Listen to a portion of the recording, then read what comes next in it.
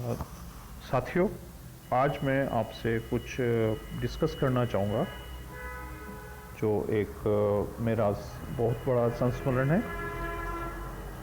अब इसमें फिजियोलॉजी है या नहीं है, या साइकोलॉजी है या नहीं है, ये आप इसका अंदाज़ा लगा सकते हैं।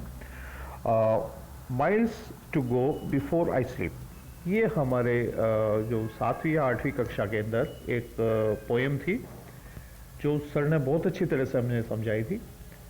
हमारे जो टीचर्स थे वो इतने अच्छे थे कि वो चाहे साइंस हो या जो आर्ट्स के सब्जेक्ट्स होते थे जैसे हिंदी, इंग्लिश, इन्हें बड़े अच्छे तरह से मन से पढ़ाते थे और वे स्मृतियाँ आज तक हैं। तो उन्होंने बहुत अच्छी तरह से miles to go before I sleep का जो फिलोसफिकल एस्पेक्ट तक बताया था हमें। और हमें एक गांव का पेड़ था, क्योंकि 7th और 8th मैंने junior high school Khanpur Mansurpur से की है, तो उस पेड़ के नीचे बैठ करके उन्होंने हमें बताया था। मुझे ध्यान है कि शायद ये 7th में हो या 8th में हो, ये पोएम थी उसके अंदर।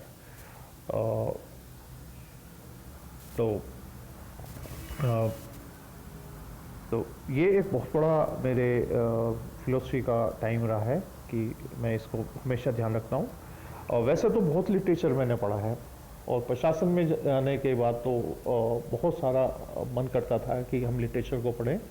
मैंने विवेकानंद का लिटरेचर पढ़ा है, और जो मैंने रविन्द्रनाथ टैगोर को पढ़ा है, और इसमें विलियम शेक्सपियर को, कीट्स को, विलियम वर्ड्सवर्थ, इन सबको मैंने थोड़ा थोड़ा पढ़ा है। लेकिन जो एक सबसे बड़ा जो मानसिक जब जोड़ने वाला जो होता है वो मुंशी प्रेमचंद को पढ़ना होता है। मैं जब भी अपने क्षेत्र में घूमता था तो मुझे लगता था कि शायद मुंशी प्रेमचंद जो हैं वो सामने बैठे हुए हैं और वो मुझे कुछ सुना रहे हैं। इतना ज़्यादा मुझे उसमें एकदम से अंतर्मन झकझोरता था उसको, सब चीज़ को देखने के लिए। जो भी चीज़ देखता था तो मुझे लगता था कि शायद मुंशी प्रेमचंद इसके बारे में ये कहेंगे, वो ये ऐसा होना चाहिए, वो सारी चीज़ें वो मुझे सामने आती थी। तो आज तक का मेरा रिकॉर्ड रहा है कि मैंने उनकी किताबें खरीदी हैं, लेकिन कोई भी मेरे से पूरा इसलिए नहीं पढ़ा गया कि इतना बोझिल हो जाता है मन, इतना अंतर्मन जो है वो विचलित होता है कि हम परिवेश में किस में रह रहे हैं। उन्होंने इतनी अच्छी तरह से सब कुछ लिखा हुआ है कि कोई भी चीज़ उसमें से हमें असत्य नहीं लगती, काल्पनिक कोई भी चीज़ नहीं लगती। उन्होंने इतना उसका एक तरह से वर्णन किया है।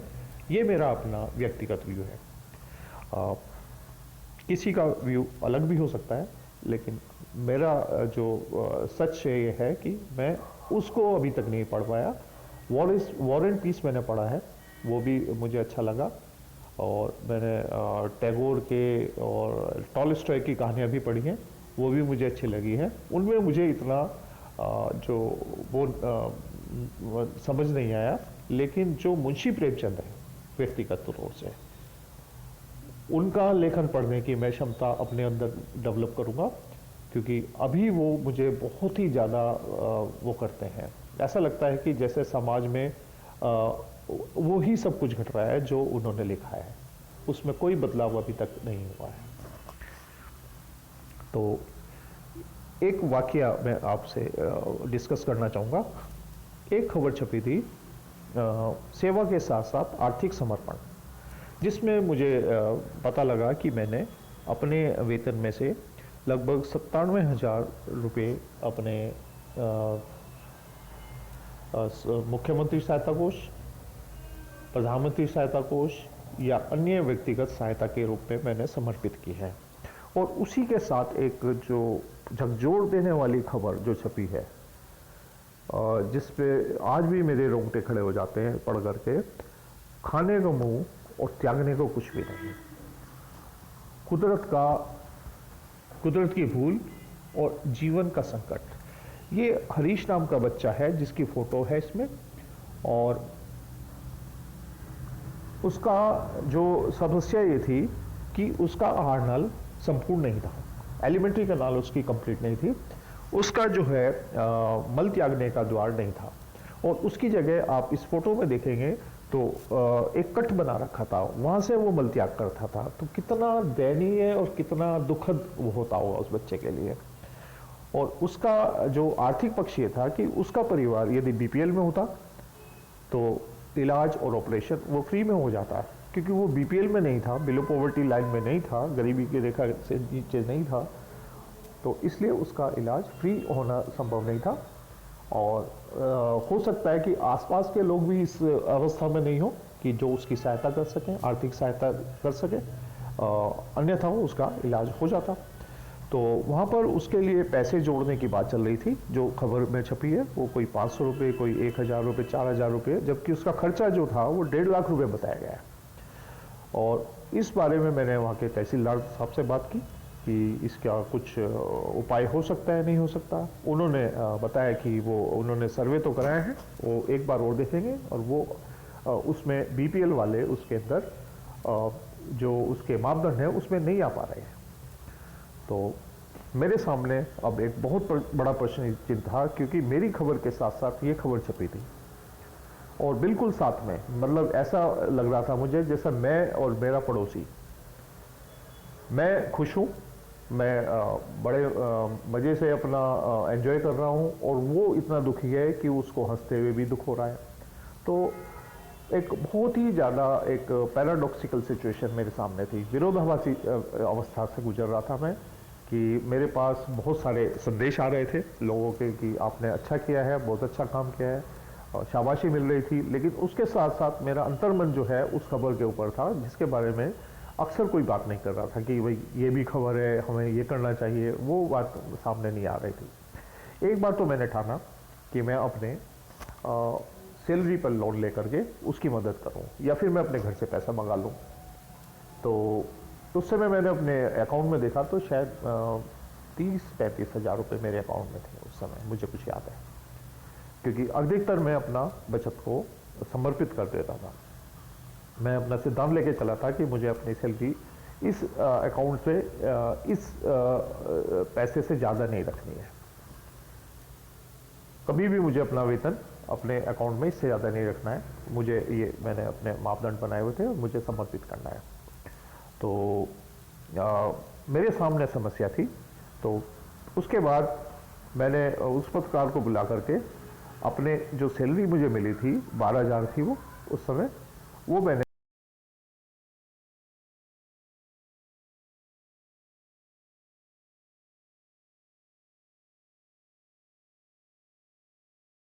उस पर ये एक खबर है, इसके बाद ये दूसरी खबर है, जो एक मैंने उसको सैलरी दी।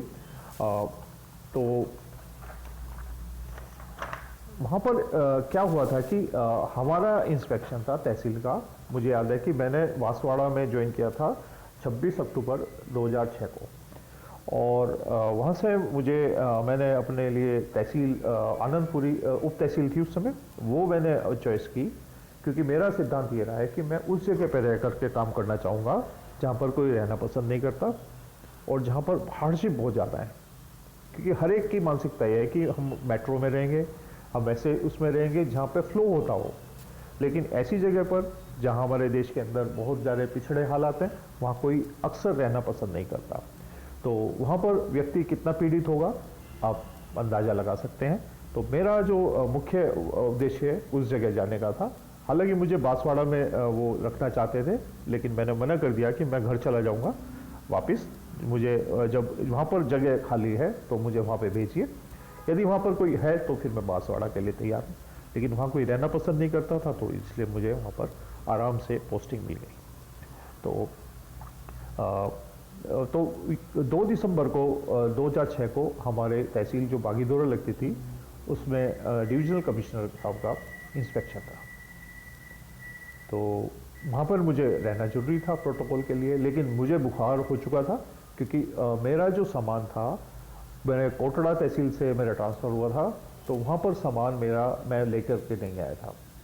उसके पीछे ये एक मनोदशा थी, क्योंकि वहाँ के लोगों ने हंगामा खड़ा कर दिया था। वो मुझसे कहते थे कि आप अपना ट्रांसफ़र कैंसिल करा लीजिए, अब अन्यथा हम सड़क जाम करेंगे, और वो उनका जो स्नेह था उसमें मुझे वो वहाँ से आने नहीं देना चाहते थे। मेरा वहाँ से ट्रांसफ़र जुलाई में हो चुका था, लेकिन रिलीव नहीं हुआ था मैं, तो इसलिए वो ज़्यादा उन्होंने कुछ नहीं किया। तो मेरे सामने विकट समस्या थी कि मैं उन्हें सामान को कैसे लेता हूँ, जो बाद में मैंने अपना सामान किसी से मंगवाया है। तो मैं कुछ सामान पहले लेकर आ चुका था, कुछ सामान मेरा जो खाने पीने का सामान था जिसमें गैस वगैरह होती है, तो वहाँ पर क्या था, आनंदपुरी में मेरे पास वर्कलोड ज़्यादा था, लेकिन खाने का मेरा अच्छी तरह से इंतजाम नहीं था।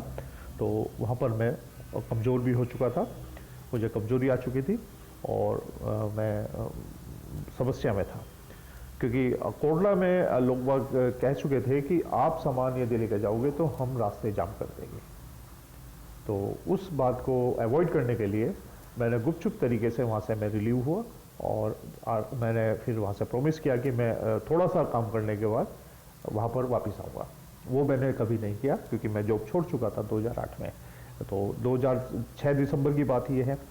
और वहाँ पर मैं जब बीमार हुआ तो उस समय मेरी हालत ये थी कि तहसील भागीदौरा के अंदर 2 दिसंबर को मेरी हालत बैठने की स्थिति में नहीं थी, मुझे 3 से ज़्यादा बुखार था। तो मुझे याद है कि वहाँ पर इतने तेज़ बुखार था कि मुझे लग रहा था कि पूरा जो है वो गर्मी बहुत ज़्यादा हो रही है मेरे अंदर। तो मैंने जो सामने एक टंकी थी पानी की, मैं वहाँ पर रुमाल को गीला करके अपने सिर पर रखने के लिए लेके जाने वाला था, क्योंकि मैंने उससे पहले जो रुमाल रखा था वो 10 मिनट में वो सूख गया एकदम, इतना गर्मी थी उस समय, वो टेम्परेचर ज़्यादा था। तो जैसे मैं बाहर जा रहा था तो मुझसे एक व्यक्ति मिले वहाँ पर, उन्होंने मुझसे पूछा कि सर आप कहाँ से हो। मैंने उसको उत्तर दिया कि मैं कहीं से भी हूँ, लेकिन मैं ज़्यादा सर्वाइव नहीं करूँगा, मेरी हालत बहुत ख़राब है और मुझे इस समय मदद की ज़रूरत है। तो वे व्यक्ति, जो इसका नाम मोहन था और वो वहाँ पे ग्राम सचिव थे, वो मुझे अपने घर के लेके गए। उसका घर बिल्कुल सड़क पार करने के बाद ही था, मुश्किल से 5 मिनट का रास्ता पैदल उनके घर का था। मैं उनके घर गया, उसने मुझे बहुत अच्छे तरीके से घर पे चाय बनवा कर पिलाई, और खिचड़ी मैंने बनवाई, वो मैंने खाई, और उसने मुझे दवाई ला करके दी और सिर पे गीली पट्टी रखी और मुझे आराम मिला। फिर मैं कमिश्नर के इंस्पेक्शन के बाद जो अपने आनंदपुरी वापस आया। आनंदपुरी वहाँ से 35 से 40 किलोमीटर दूर था। मैं मोटरसाइकिल से वापस आया और रात को मुझे फिर बहुत तेज बुखार हुआ। 4 दिसंबर को हमारे यहाँ मुख्यमंत्री का दौरा था, मानगढ़ जगह है वहाँ पर आदिवासी का एक बहुत बड़ा मेला गुजरात का राजस्थान का कंबाइंड लगता है। तो मेरा इच्छा थी कि मैं उसको एक बार देखना चाहता हूँ, क्योंकि बहुत लोगों से मिलने का मौका मिलता है, और जो वीवीआईपी विजिट होती है उसको मैं कभी भी मिस नहीं करना चाहता था अपने कैरियर में। उनको बहुत नज़दीक से देखने का मौका मिलता था, और इसलिए मैं चाहता था कि मैं वहाँ रहूँ। लेकिन मुझे 3 दिसंबर को मुझे छुट्टी मिली। प्रशासनिक सेवा में कभी मुझे छुट्टी देने के लिए कोई मनाही नहीं हुई, और मैंने भी अपना ऐसा हिस्सा रखा कि साल भर में हमें 15 कैजुअल लीव्स मिलती हैं, आकस्मिक अवकाश इसको बोलते हैं। उसमें से 7 या 8 मेरे बच जाते थे, क्योंकि होली पर मैं अक्सर नहीं रुकता था, दिवाली पे मैं हमेशा रुकता था वहाँ पर। तो वहाँ पर फिर जो उस मोहन जी की जो मुझे बात याद आई कि उन्होंने किस तरह से मेरी सहायता करी थी, यदि वो सहायता नहीं मिलती तो मैं घर नहीं आ सकता था। तो उसमें फिर मैंने 12,000 मुझे वेतन मिलता था। मैंने उन पत्रकार को बुलाया और 1 महीने का वेतन उसके माध्यम से जो वो इकट्ठा कर रहे थे उसमें मैंने जमा कराया, और उससे जो मदद थी वो लगभग जो है काफ़ी मदद मिली थी। लेकिन उसके बाद मेरा कोई वहाँ पर उससे कांटेक्ट नहीं रहा। मुझे वैसे किसी ने बताया कि उनका ऑपरेशन हो गया, सफल ऑपरेशन रहा, लेकिन मैंने वो कंफर्म नहीं किया, उसके बारे में मुझे ज़्यादा नॉलेज नहीं है। लेकिन मैंने उस बच्चे की सहायता करी, मुझे इस बात का बहुत अच्छा लगा और मुझे मौका मिला इसको देखने का। और अब मुझे एक अच्छा लगता है कि ये खबर मेरी खबर के साथ छपी। यदि मेरी खबर के साथ नहीं छपती या अखबार में और जगह छपती तो मैं वंचित रह जाता उसकी सहायता करने के लिए। और फिर मैं बीमार हुआ था तो मैं मेरठ आया।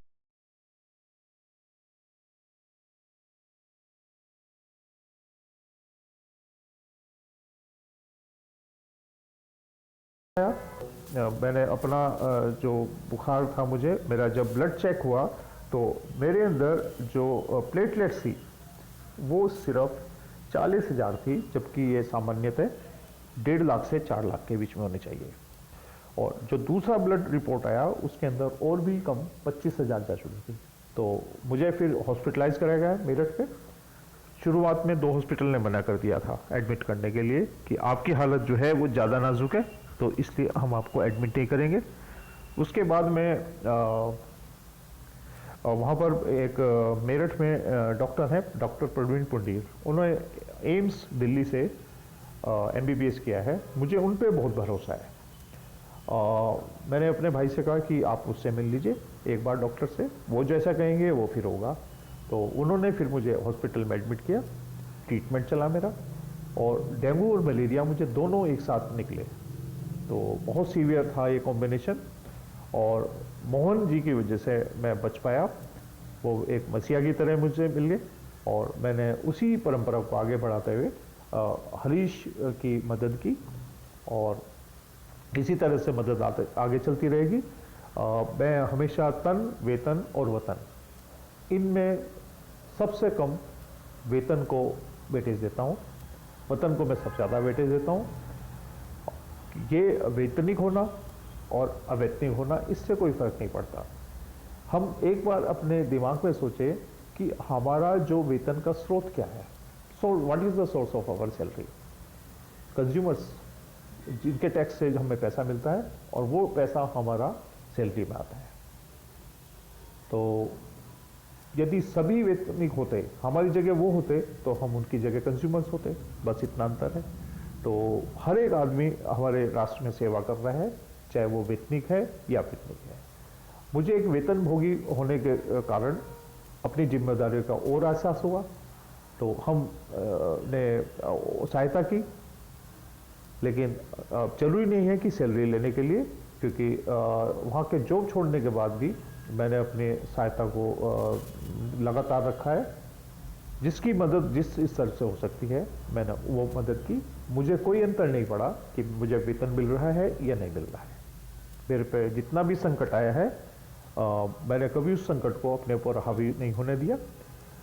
आर्थिक संकट और जो भी संकट होते हैं उनका निवारण हो सकता है, लेकिन इस तरह का, जैसे हरीश जिस संकट से जूझ रहा था, वो निवारण होना बहुत ज़रूरी है।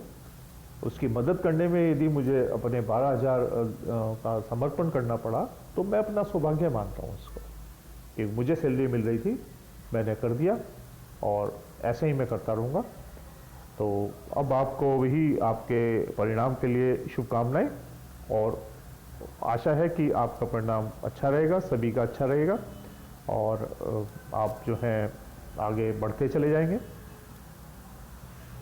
धन्यवाद।